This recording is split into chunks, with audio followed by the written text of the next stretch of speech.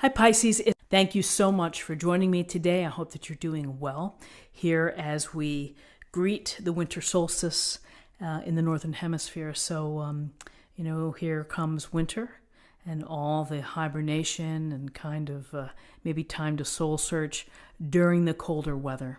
So for this week's reading, I'm going to take a look at the awareness for the week, guidance and possible outcomes. I will also choose a couple of oracle cards as well. And again, this is for any sun, moon, or rising Pisces sign. So let's see what we have for you. Okay, so we have the Knight of Wands. We have Temperance, the major arcana, and we have Judgment, the major arcana. So the Knight of Wands, this is a very, I think, elegant depiction and illustration of the Knight of Wands with the fiery sky, the beautiful horse in full armor, and feather, the passionate red feather out of his helmet. And so when we think of the Knight of Wands, we think of people who are in pursuit, people who are on a quest. And the quest here goes to having an active life, a lively life. So it's trying to have experiences and adventures and to build upon them and to do things perhaps out of the ordinary. There isn't anything too strange or unusual to investigate. So it's this mindset of I'm looking to enjoy the people around me, the surroundings, and the activities. And whether they're planned or whether they're spontaneous, I'll take any of them because it's fun to interact. It's also fun to follow the things that we enjoy or that we're passionate about. So this Knight of Wands may be an indication that you may want to be pursuing a hobby, or you may be thinking of traveling or going away, for the weekend to check something out. Maybe there's a museum that you've been hoping to see or gardens or such, something like that. But it's being can do. It's using your smarts and your ability to connect and to work with people and to network with people. So that puts you in a very good position to be able to bring new experiences into your life. When you are, maybe on the phone to people or texting and saying, hey, let's get a group and let's do this. Or, I'm thinking of taking this class. Do you want to join me? So there's movement and there's action. It's a can-do type of attitude. So with this activity, with this desire to experience, here we have Temperance. In Temperance, we see, looks like the flame and then the fire and the water here into the pot. And this is about integration. It's about balance. It's about finding the right harmony of all of the elements. And particularly the, your mental state, emotional state, physical state of creating equilibrium and creating, just the right balance for you. Everybody's balance is different. What may be the usual balance for someone else may be entirely different from, your brother, your sister, your husband or wife. And so you have to figure out how to get into balance. Whether that means exercising more or sleeping more or doing more things outside. Perhaps there's an aspect of your life that you need to bring into better balance. And for many, it's the balance between work and play. And that we work, and we exclude the having fun. The Knight of Wands is having fun, is hoping to have fun. And so, in your desire to build and to create, don't forget to rest, to meditate, to, to think about the middle ground. It's not so bad.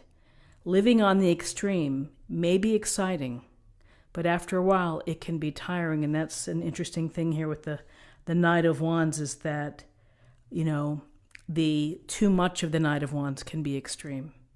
So you simply have to watch that, to bring activities and passions into your life, but to bring everything where it's coordinated and it's not tipping you into exhaustion or frustration or, stressing you out. This week, lots of obligations, lots of things for people to do, places to go, calls to make, friends to see. Still try to weave in your own idea or sensibility for balance.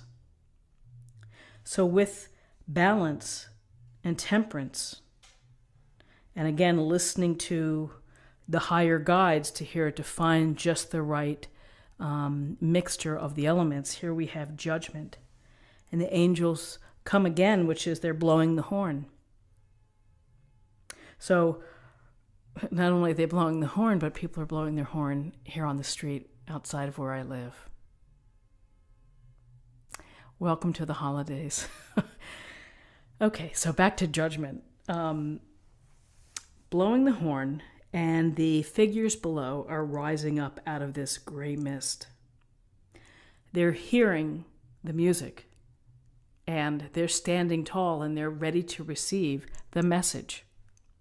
And we get this call sometimes in our life. We have that feeling where something really strikes a chord, and you're like, gosh, I'd really like to be able to do this.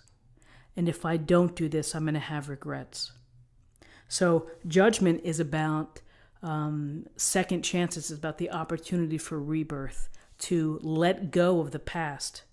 It doesn't carry any weight. I mean, what's happened has happened. And now you start from this place, from where you're standing right now. And you can build forward to become your highest self, to become your best you. It really is listening to the call. It's hearing the message, and everybody has that thing inside of them, the desire or the dream. And sometimes we repress them and we push them away, and we're like, well, I'm not any good. I'll never be able to do that. And so with judgment, it's taking judgment and evaluating your own life. And there's a sense of pulling out of what is it that you have been thinking about that you feel will bring out the best in you. And it may be a small change. It may be something that you can incorporate into your life. If you are hoping to be a famous singer, maybe you keep your job, but you continue to work on your singing. You get a coach, or maybe you start mentoring young children or other people with your talents. So there's a way to bring your abilities and your talents to the world, and where you can also feel satisfied, where you can feel like you are, the person that you want to be. So I always love the card Judgment, because it really is. It's the understanding of yourself, and it's hearing that call, and you're having that moment, and it's that moment which is like, I really need to do something. I need to have a transformation, or I need to restructure in some way, and I need to bring my best abilities and my joy into some vehicle to present to the world. So stay in balance this week, have some fun, build your experience in your adventure book, and think about your path. It's never too late. It's never too late to restructure, to transform, to live the life that you are meant to live. So numerology-wise, we have 14 and 20 is 34, 35, that reduces to 8. 8 is about your power. It's about making progress. It can be about accomplishment, being recognized for those abilities. And then finally, I'm going to choose an oracle card for the day.